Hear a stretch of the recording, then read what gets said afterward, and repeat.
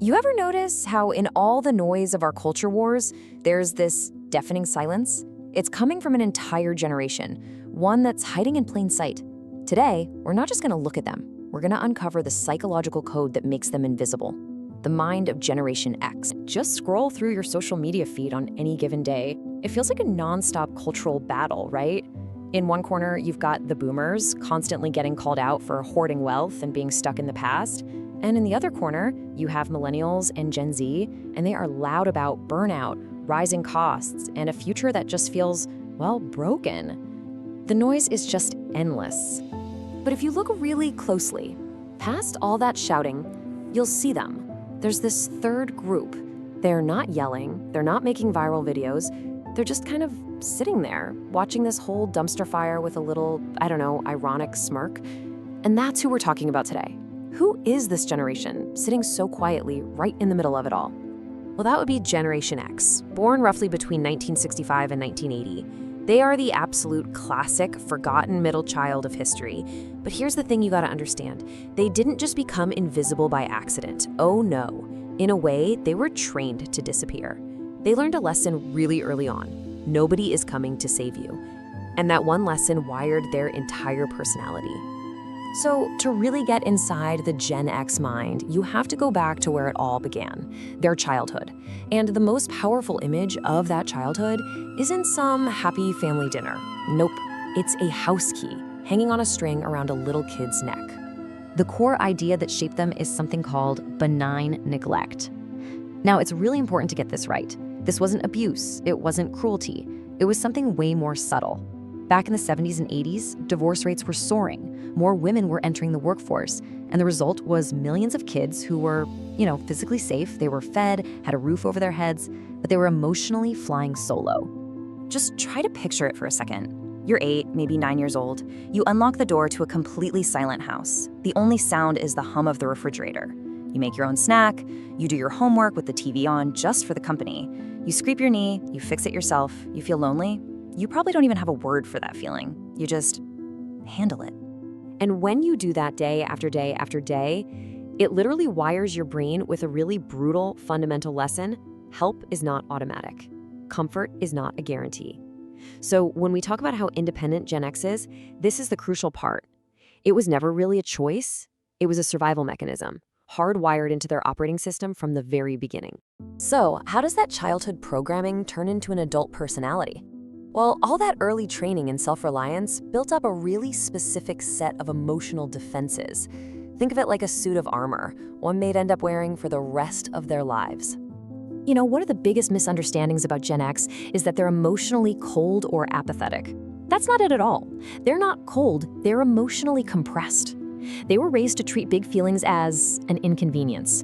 If you were sad, you were told to toughen up. So they learned to feel things very deeply, but they learned to do it privately. This created a communication style that's basically a form of code. For instance, when they say, "I'm fine," there's a pretty good chance what they mean is, "I am completely and totally overwhelmed." That casual text message that just says, "You still alive?" That's Gen X for "I miss you and I'm glad you're okay." Sarcasm became the packaging for anxiety and even for affection. It was a way to say it all without ever sounding weak. And this personal armor they were building was constantly being reinforced by what was happening out in the world. They grew up watching major institutions just crumble in real time. Watergate taught them the president could lie. The Cold War taught them the world might not be there tomorrow. And then the Challenger explosion, which many of them watched live in their classrooms, taught them that even the brightest symbols of the future could fail, violently and publicly. Which brings us to their signature phrase, "whatever." It is so misunderstood. It doesn't mean I don't care. It's a finely tuned defense mechanism. It's a shield. What it really means is, I'm not going to give my whole heart to something that is probably fake and will only end in disappointment. It's the art of managing expectations to protect yourself. Now here's where it gets really interesting, because Gen X has this fascinating paradox at its core. They have a rare kind of cognitive advantage that no generation before or after will ever have. And it's because they were raised in two completely different realities. Just think about it. Their childhoods were 100% analog. Riding bikes, memorizing phone numbers, being so bored that you had to actually invent your own fun. Then, just as they were hitting their late teens and early adulthood, bam, the digital revolution hits. They didn't just witness it, they had to adapt, becoming, in essence, psychologically bilingual. This makes them the ultimate translators. They can reset the Wi-Fi router for their parents, but they also know how to read a paper map if the GPS fails. They're the bridge generation. But constantly straddling those two worlds, always adapting, well, it comes with a hidden cost, a quiet, deep-seated exhaustion that they will almost never admit to. So where does all this leave them today, in their 40s and 50s? Well, it leaves them stuck inside a massive pressure cooker, a situation that psychologists have a name for. They call it the sandwich generation. And it's a perfect name because they are literally getting squeezed between two immense sets of responsibilities. From above, they're caring for their aging boomer parents with all their growing medical and financial needs. And from below, they're trying to support their own kids through a really brutal economy and a whole new world of emotional challenges. And this is the tragic irony of it all. Their entire childhood trained them to be completely self-sufficient and to never ask for help. But now, as adults, they're the ones everyone asks everything from, all at the same time. And this creates a specific and pretty dangerous vulnerability.